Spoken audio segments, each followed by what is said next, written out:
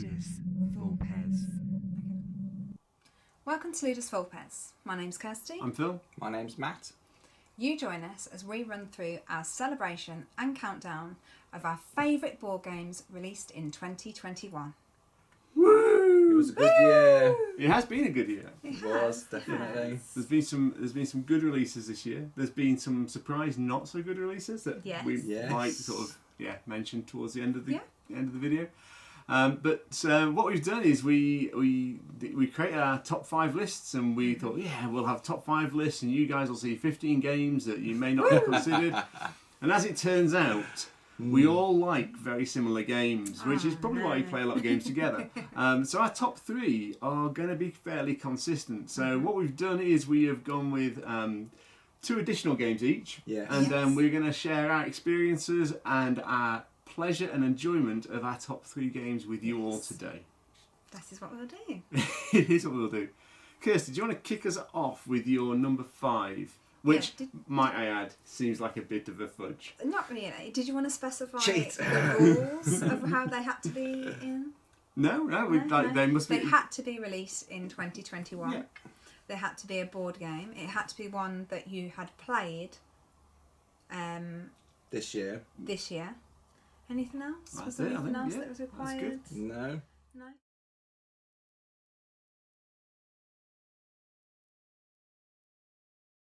Okay, alright then. So I'll start off with my number 5, which, as technically as the boys have pointed out, it is a slight cop-out, but it is what I refer to as the Chili Fox Duo.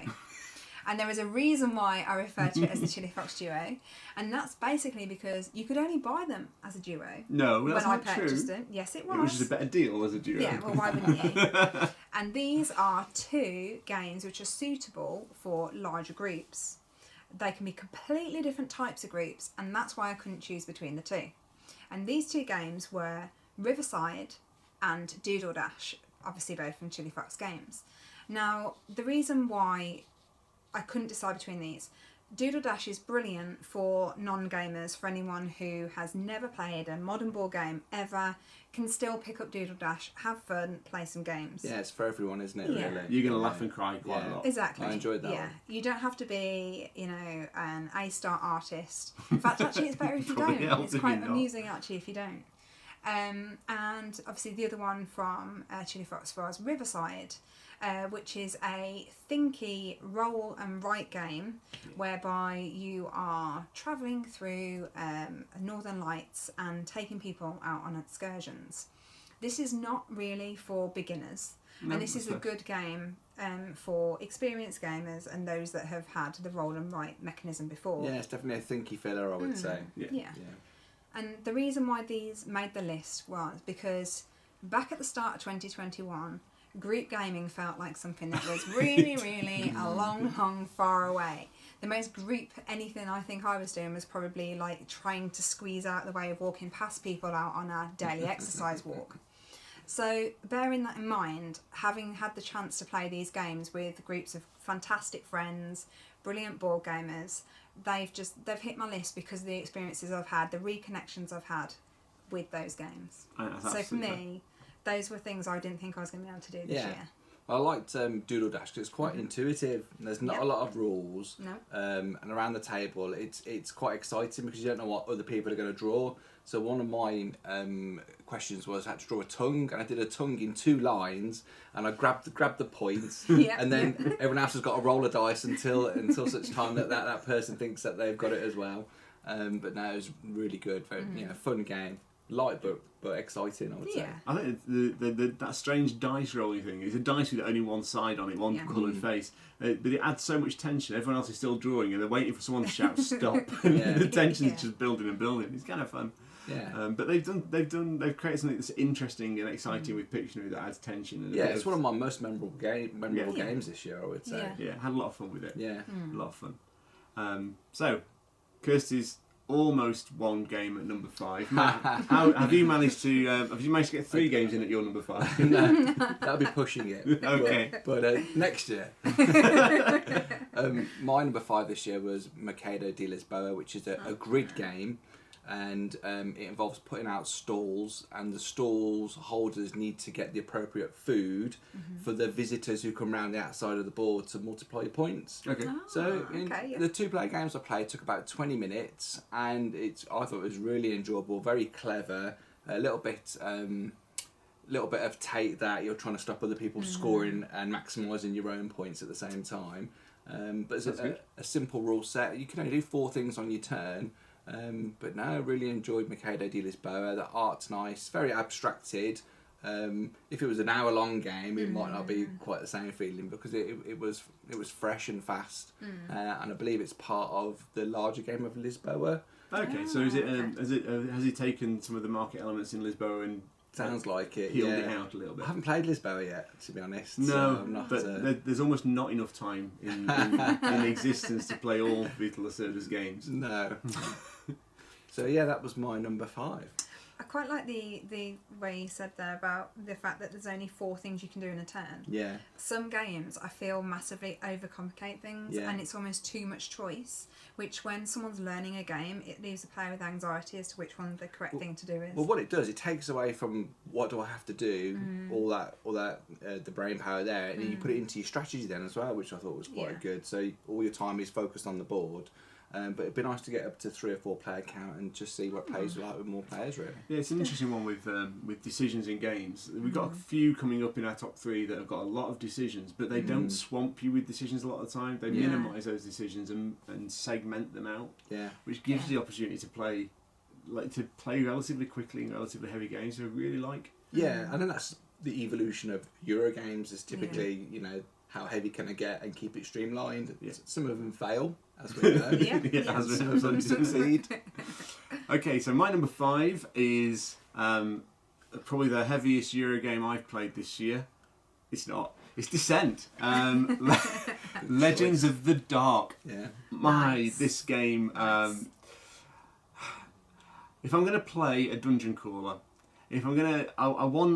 I want to start to get some of that feel of the sort of classic video game dungeon crawlers. I want to be running through the countryside, hacking things apart, and then have the cutscene stories that progress the story and give me some little personality, little personal growth for my character.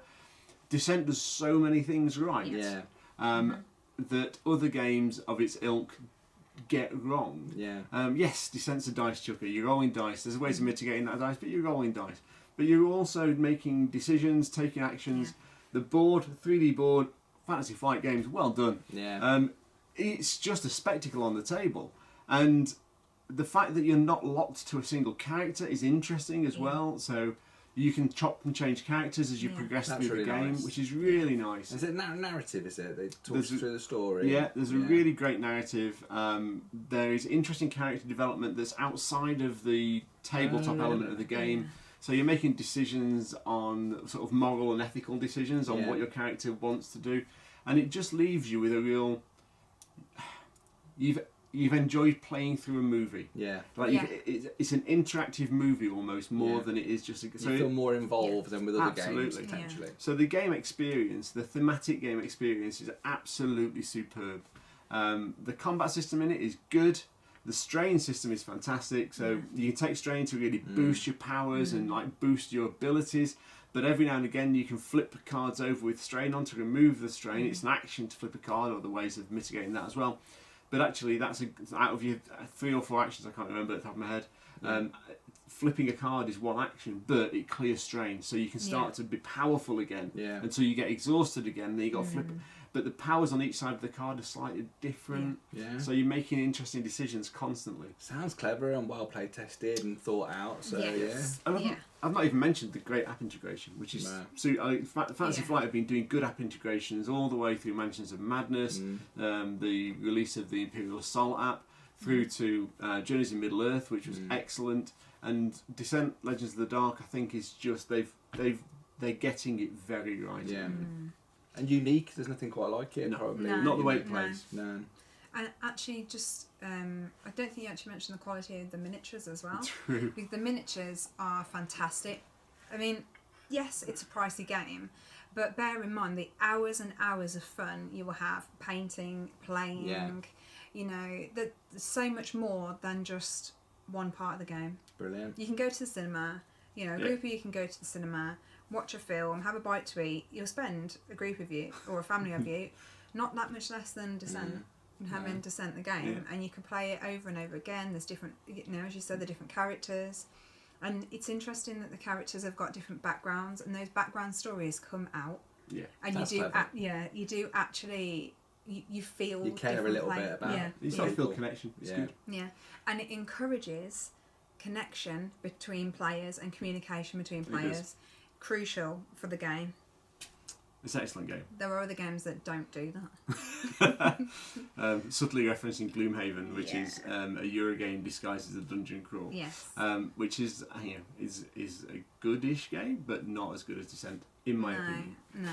Anyway, so that's our top. There are 5. Yes. So there you go. 4 for the price of 3 at number 5. Number 4, Kirsty. Moving on to number 4 then. So my number 4, in comparison to the rest of my choices, although the last 2 are fairly light, this one is a light game. It's one that I backed in Kickstarter, and it's probably one that you've heard lots of people rave about this year, and I cannot find it for love or money to buy for gifts for people, and that is Cascadia. So Cascadia, and the reason why I enjoy Cascadia is it's easy to set up, it's not a table hog, it's a small simple box to be able to port around. The artwork is stunning, the rules are as complex as you wish them to be. So in the terms of the scoring cards that you can choose, if you're playing with very young players, you can do, there's a Kickstarter edition that came out, which is simply as match the animals with the habitat, and you get scores for the number of those that you do, all the way through to the complexity of line of sight between hawks, and you get certain points.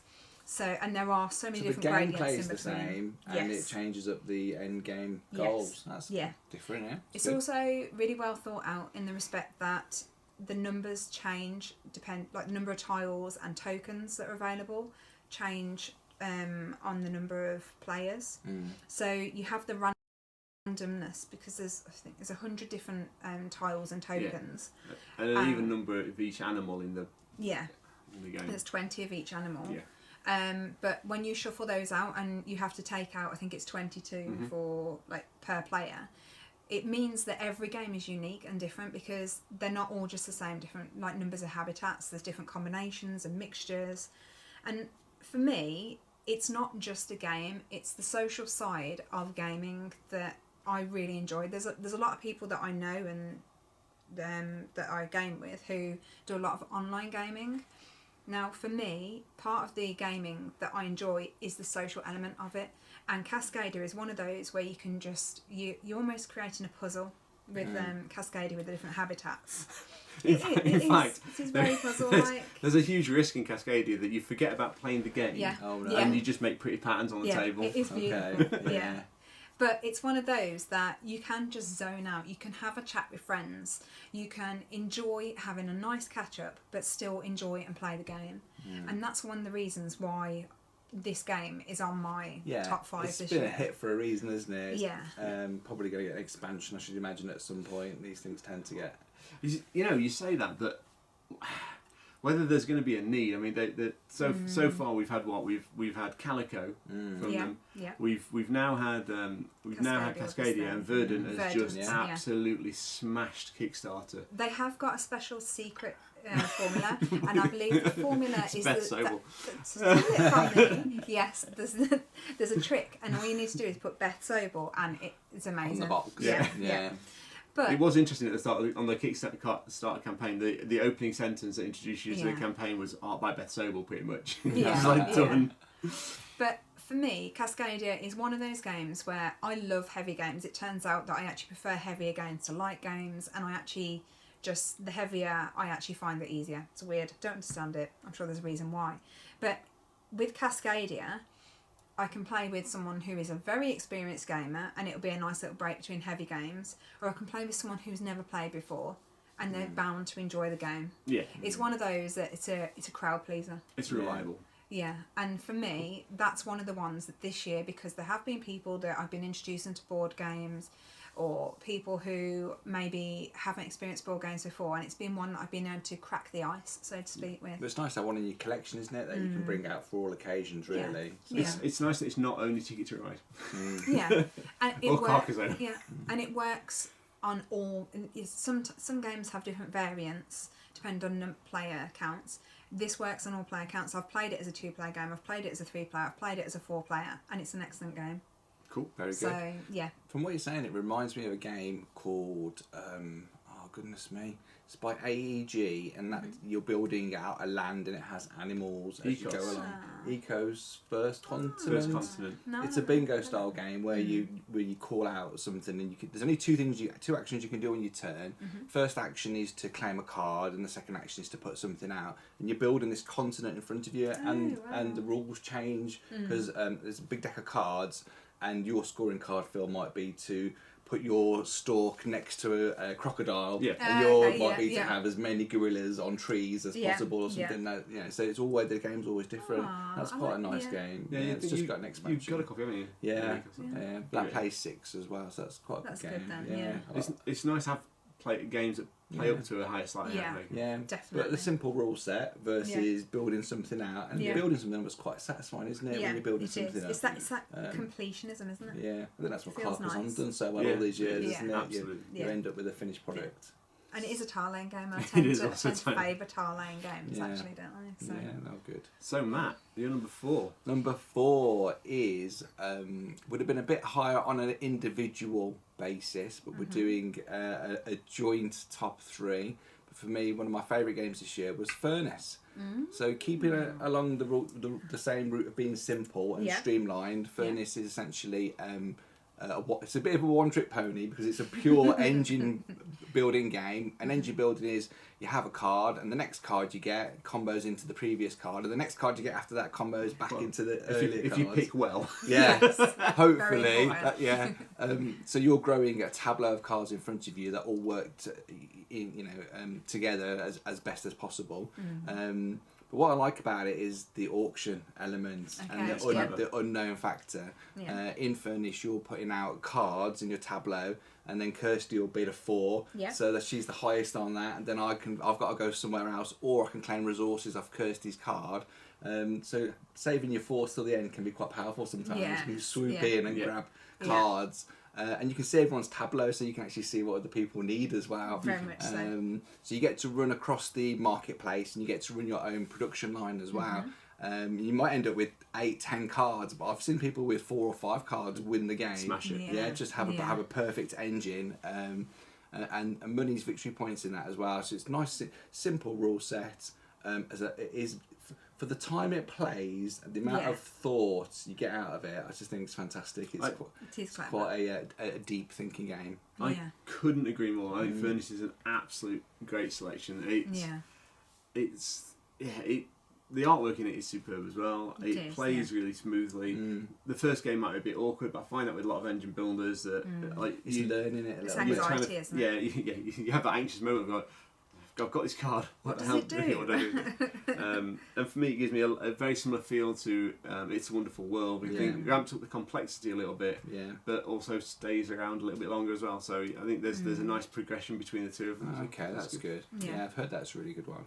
But with Furnace, it's also got the upgrades on a card. So you're like, I really want that upgrade, but I'm going to it's going to take me a while to do it, but that fits with the oil I'm trying to get. And because there's a big deck of cards, you don't always know in what game you're going to need what resources, so that changes it up as well as to, are you heavy on coal this game or heavy on oil? But no, definitely want to check it out if you haven't played it. If you can find a copy. That's the challenge. Well done to you. But that's my number 4, Furnace.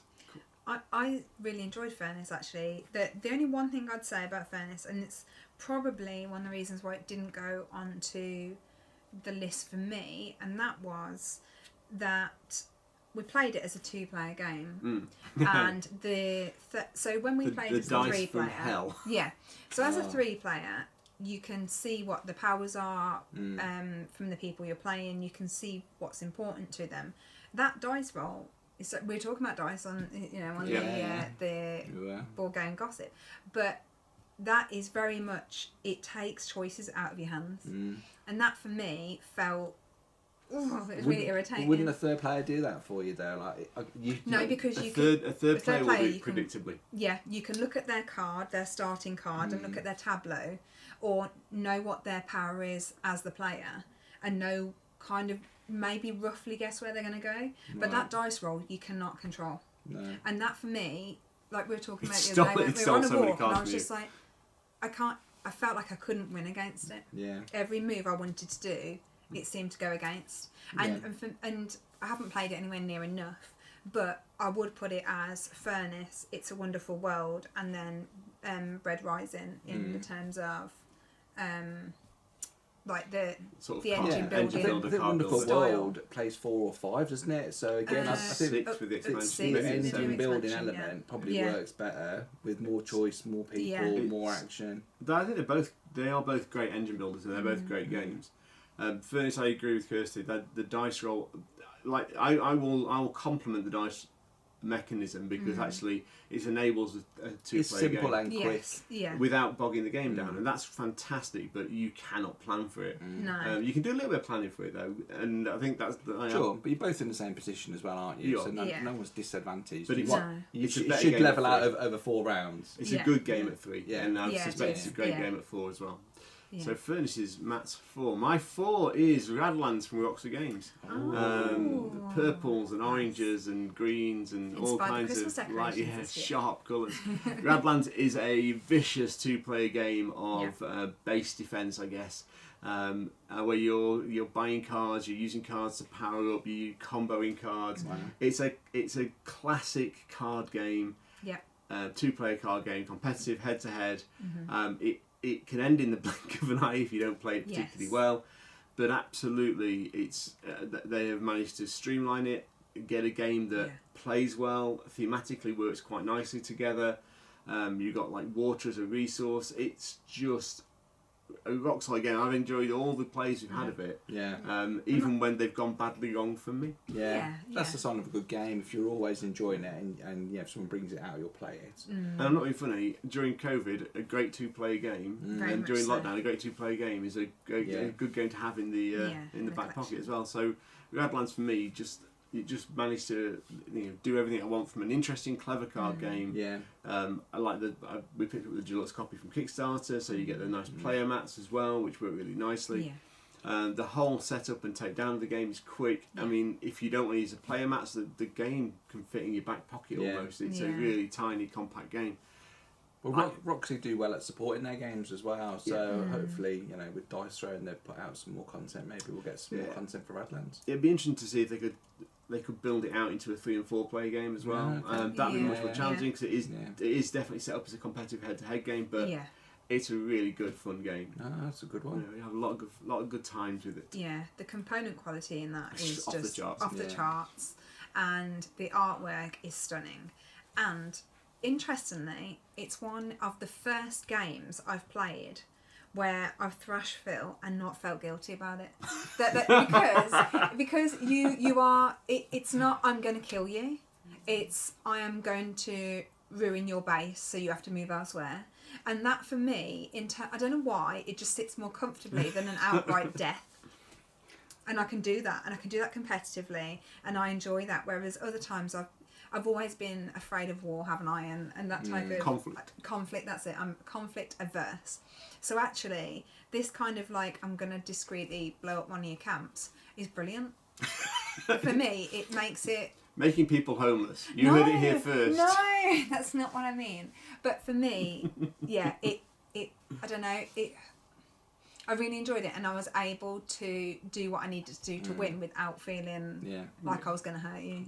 If that makes sense. Yeah, if you were looking for a really sharp 2-player card game, Radlands absolutely this year has been, for me, a really nice revelation. And the colour pops incredibly. The colour's great. So we move on to this top 3. And we had a bit of a debate. We So we're going to put them in some kind of order. Yeah. And I don't know about you two. For me, putting these 3 games in order was more about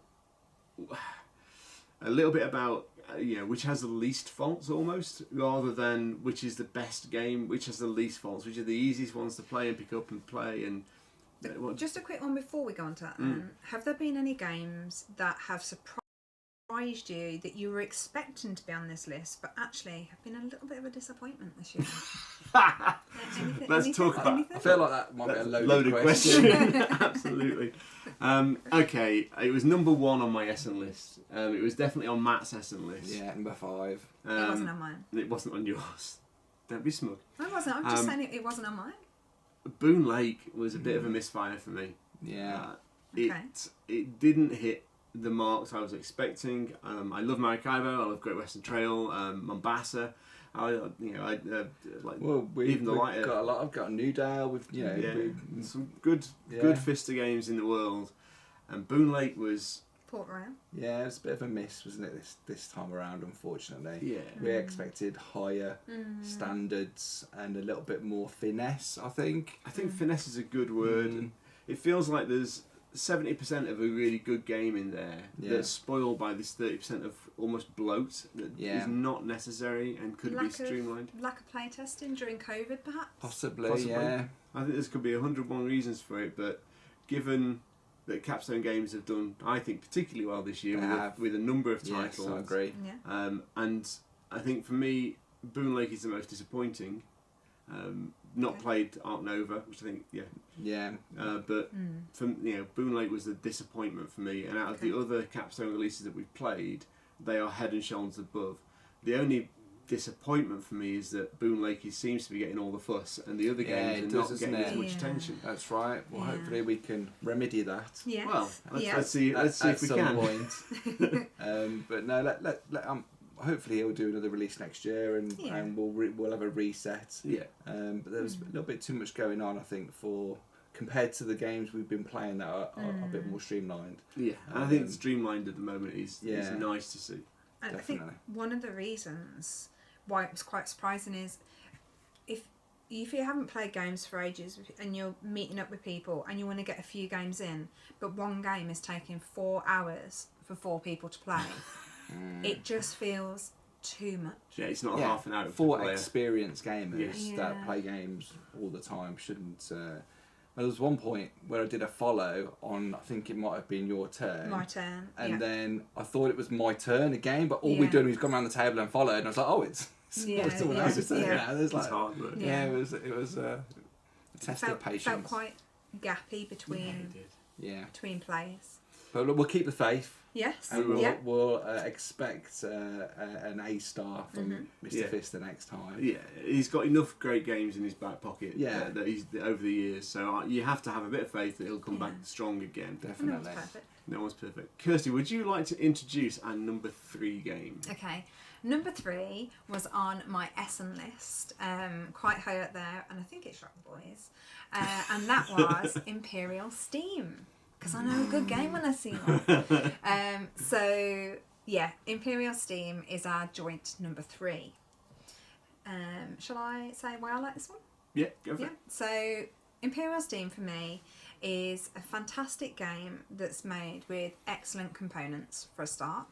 It's got plenty of replayability. It's a really, really big table hog, but in a really good way.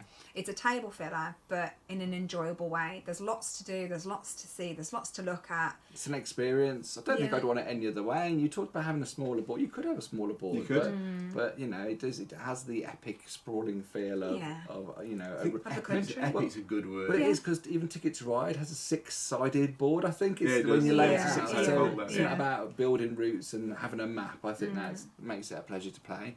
I think that map as well, because the map is beautifully rendered on the board as well. It's a really nice piece of art. Oh, it's a bugger. That map.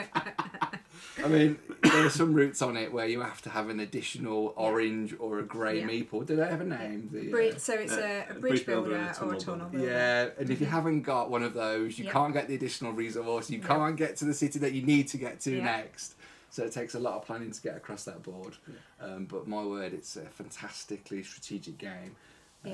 Everything clicks into everything else, doesn't it? So you have to learn one element and then go back, right, that fits with that, and that fits with that, and then that part fits with this.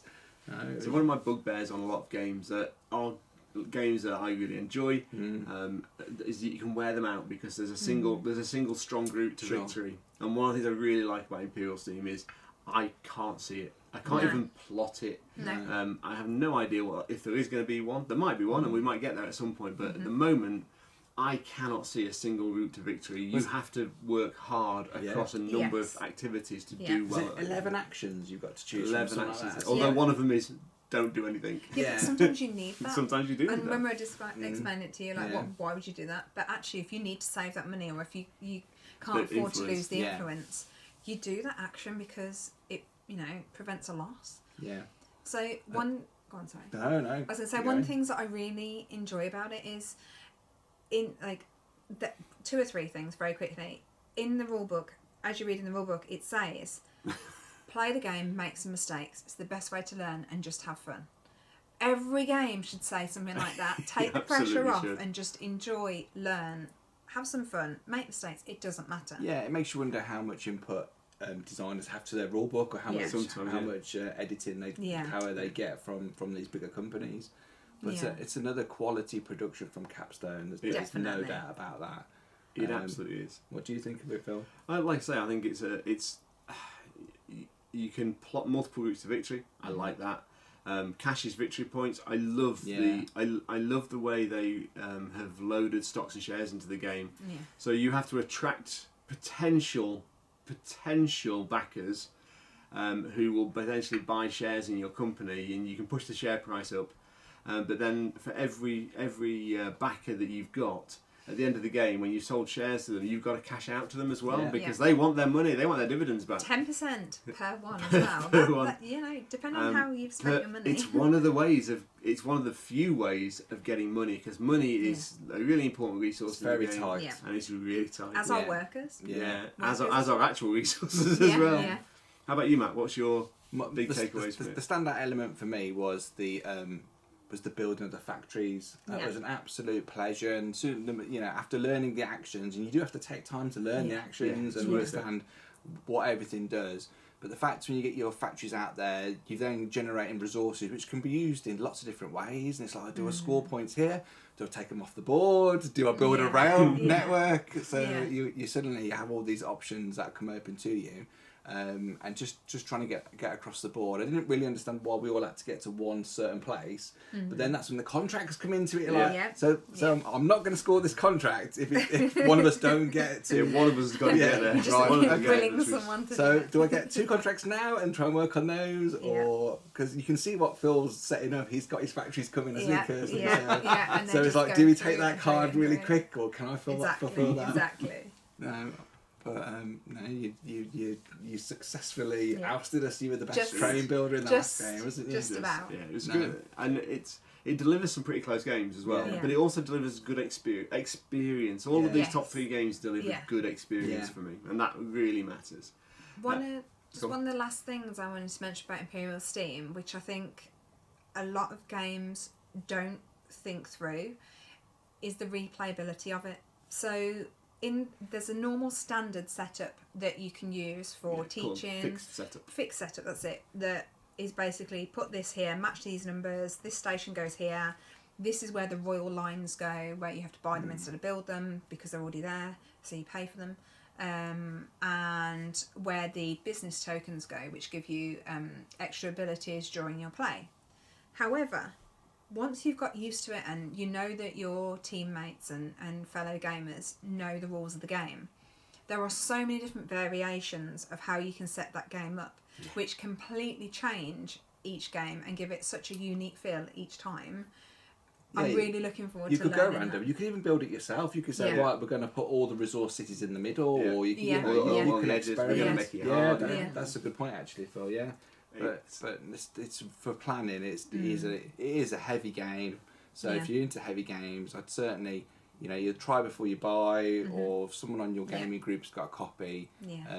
It's much easier to be taught this game, I should imagine. Yes. The rule book is good, actually. It's a really good rule book. Yeah. But it is still easier to be taught. Maybe you should do a teach video. Maybe we should. Because we haven't done a teach video. We'll do a teach video. Thanks. Or he will. I'll just sit here and go like this. Well, I'm going to introduce a much lighter game now, which is in at number 2. Really? Yeah, much lighter. Okay. I think it's probably the lightest game on this list. Really? Yeah. And it's another game from Capstone Games. I don't and think it's in weight-wise like either. it's also quite heavy as well, actually physically heavy. Yeah. When it arrived in the post, I was like, what is in this thing? And what is in this thing is a huge, vast array of incredibly well thought out, well produced components. They boxed it into a huge box, but when it unfurls on the table, and it takes up almost all of our table, which is nearly 4 foot by 6 foot in a 4-player game. It's a double bed, and it takes this table. And that is Coffee Traders from Capstone Games. Wow, and it's such a. I've described it a number of times as a game where once you learnt it, the rules just get out of the way and you play the game. You make decisions. The first teach can be difficult, but actually after the first teach, I think those rules. It's one of those games. I think when you lay the board out for the second time, you go, "Oh yeah, I remember that. I remember that. I can remember that." And for some reason, it's just a really well designed game, and the rules get out of the way, and you're taking actions. You know, this is the one where I say actually there are a huge amount of decisions, but they're broken down into different phases of the game. And yes, every decision you make over here is going to influence a decision over there, but you only have 4 decisions there. You only have 3 decisions there. You have 2 decisions there. You have 5 decisions. It's kind of no point swamps you. I think what you're describing is the player board, and that's the real success in this game. Is that you all your elements are laid out for you, crystal clear, and that makes the process. You said follow the process of the game, and as a first time game of that really helps you compartmentalise what you need to do in each region. But oh my gosh, what an absolutely! I would say that's a modern classic. I think it's one of the best games I've ever played, to be honest. Area Majority is excellent because you can tweak it. You can come in afterwards with buildings. Hi, Kirsty. Yes, you can. Warehouses, and you can steal it from the majority from under people's noses, even towards the end of the game. Great. And the last game we played, I think we were coming on for 3 hours, and it felt like about half an hour. It did. You just engaged in everyone's turn. Whatever someone else is doing, you follow in. In some cases, literally one of the actions is to follow. To try and benefit from other people's buildings. But I absolutely thoroughly enjoyed that. So, just a quick one. Obviously, in Boon Lake that we were talking about earlier, there is the piggyback. Is it not? Yeah. Follow action. And that you follow with no penalisation. There's no benefit for the player. You just follow. In Coffee Traders, to be able to piggyback, which I think it is actually there is actually an image of piggyback. It's a person carrying a person. Carrying a person. You have to pay them coffee. So on the build. I don't want to do that. No, you don't. No, you don't want to keep my coffee. But it's good that there's actually a benefit from someone taking the action. Yeah.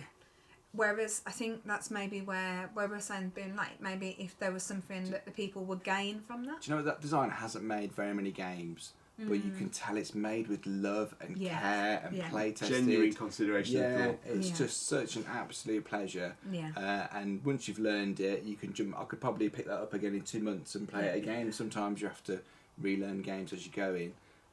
But no, it's it deserves all its praise that it's getting. I think for me, one of the really wonderful things about it is the shared player board, which is a huge board in the middle of the table.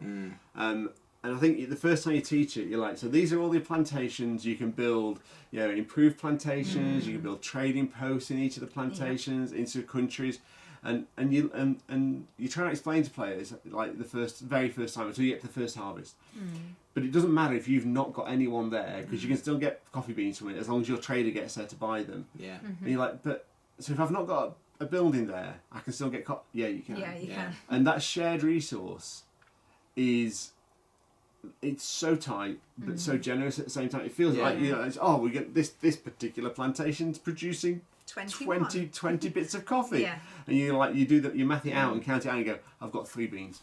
Where someone who hasn't built anything comes along and is like, I'll have 6 of What those. you're touching on there is strategy, and the strategy can be so varied and interesting, and you've played it different every time, Phil, from what I could tell when we had our chat. So it's just fascinating to see the different things that people do. And there's no runaway leader. It was competitive till the end, which I enjoyed as well. I was majority in 3 and ended up in 1 on the very last round. But I think Because when you first look at the area majority stuff, it's like, well, I'm only going to get one from that and one from that. So you're like, actually, you know, you can, if I've got 5 there, I'm probably safe. But the majorities are so tight that someone can swoop in. Like being the build a hospital. being the lead player is not always the biggest advantage. Well, if you go heavier on the board, you can have to do as many buildings, or vice versa. Yes. You can do it that way. And I was trying to encroach into a 4th area, and I was regretting that at the end. I was like, I might should not be over there really. But those donkeys, if you've played it, you know all about getting donkeys. The amount of times I've been 1 donkey short of progressing to the second level, to the next level. Yeah, how do I get a donkey? That's like the most common statement. I mean, we've played the game like quite a few times now, and no one's used the truck yet as well. No, that's an option. No. Okay, get there one day. So, Coffee Traders is our number 2. Kirsty, one more thing? Yeah, I was just going to say, the only thing that hasn't quite worked for me in Coffee Traders, and I think actually I forgot to mention the one thing that didn't work in Imperial Steam, which is why they're, for me, 3 and 2.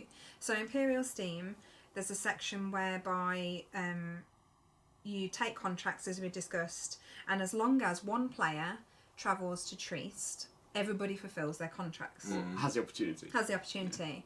For me, and we may house rule this, I don't know, if someone's going 10 to the dozen on contracts but doesn't get to Trieste, I feel there should be some slight penalty for not doing that, because you're chancing a lot, but there's no penalty for doing it.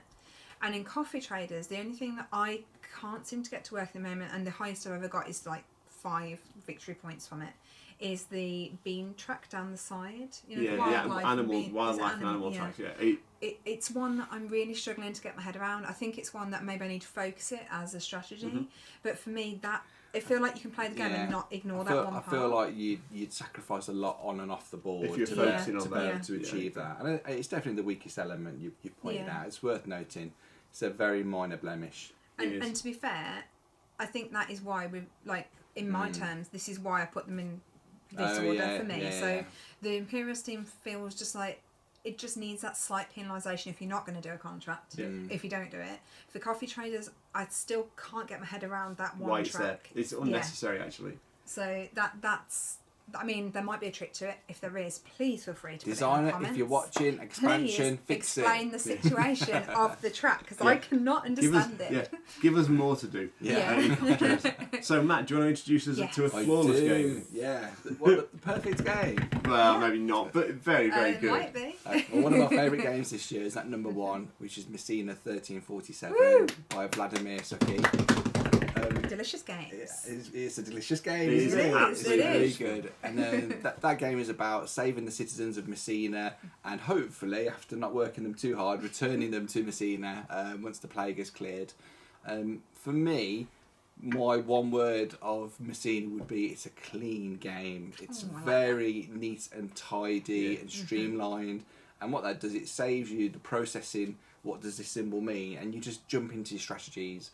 And the thing that I like most is the variation on the strategies, or you do a partial boat strategy and then combine that with a different strategy. It's just we've enjoyed every play. I've played it all player counts. It works really well. The modular board is excellent. It just keeps it fresh and interesting. And you kind of have to watch what other people are doing a little bit. Me and Phil had some nuns last time, and I was off chopping down trees and getting wood. I didn't realise Phil had activated the overseer for the nun, and I was like, oh, well, that's gone out of the game. But no, it's been an absolute pleasure to play that. What do you think of that one, Kirsty?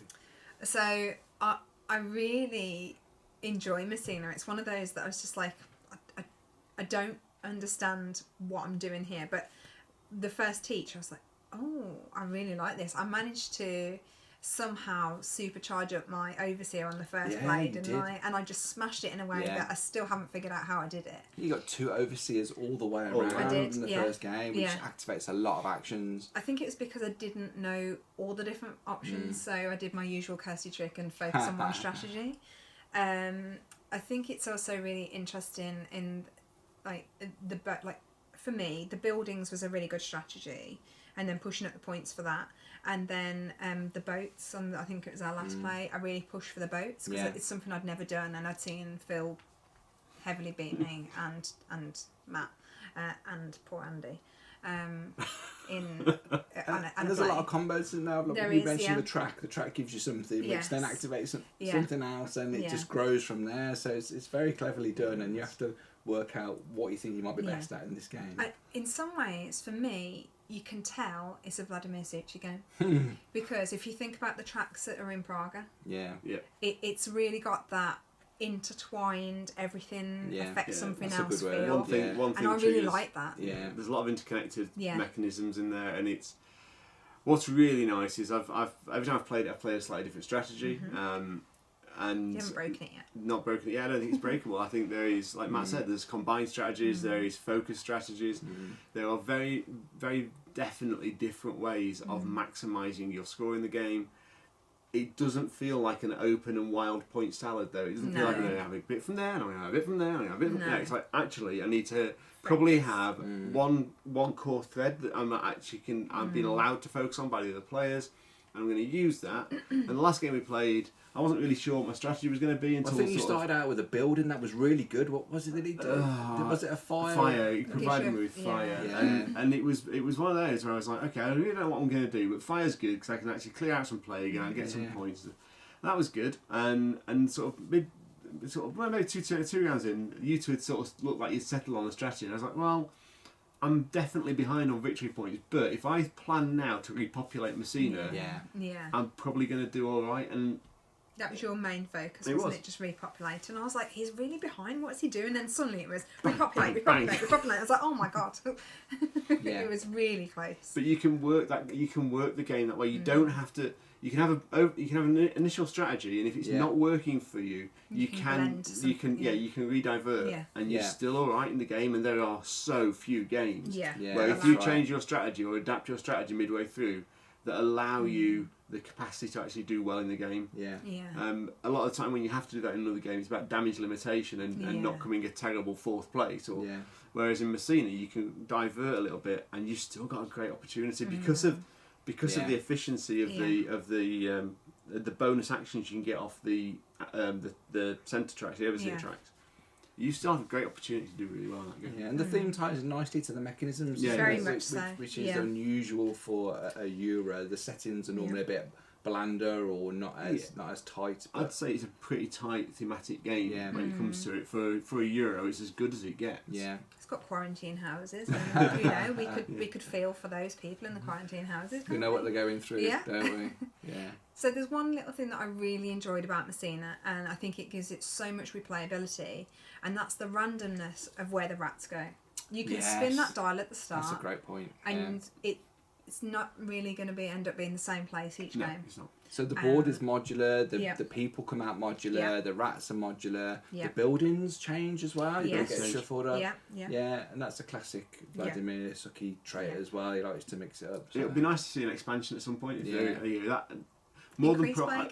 Maybe, I don't know, but more than Prague, I don't think Prague needs an expansion. But I don't think Messina needs an expansion. By the way, I just think it could be even more. Like, I feel like there's more. There's always every time I play it, there's more to explore, and that feels like there's more ground to cover potentially. So I think Messina's an absolute cracking choice, and we I don't think we had any massive debate about slotting it in at number one either. No, and all three, I'd be happy to put any of those as my top game of the year. They're all such a pleasure to play.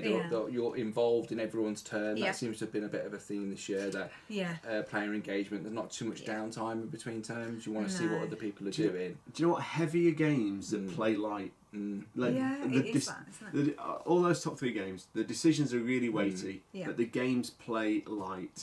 And that's kind of when we talk about Boone Lake and we talk about our disappointment with Boone Lake. That's the exact opposite. The game it's a lighter plays game that plays heavy. Well, that's down to your process that you've mentioned. Is that you need to get your resources in Imperial Steam. Well, you build a factory to get your resources. So you kind of understand that process. Once you get workers, buy a factory, and then they help deliver. It's all. Yeah, I do. So by some fate of good fortune, we have managed to get a list of 10 games in front of you today. Yes. By Kirsty fudging 2 onto her number 5 slot. It's not a fudge because it was a duo. Okay.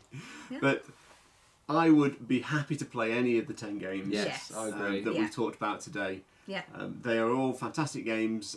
Some of them are different audiences at different times, but actually there's something for everyone in there. Yeah. Yes, the top of the list is definitely heavier Euro-themed games, but you've got a dungeon crawl in there, you've got some lighter party games in there, you've got some thinky. Don't be fooled by Doodle Dash. It's very good, really fun, very simple rules, but so I think there's some crackers. Christmas crackers. Christmas crackers. So 2021, it's been a fantastic year for games. Not necessarily a fantastic year for playing games in groups, but that is yet to come. There'll be more of that to come, I guess, in 2022. Yeah.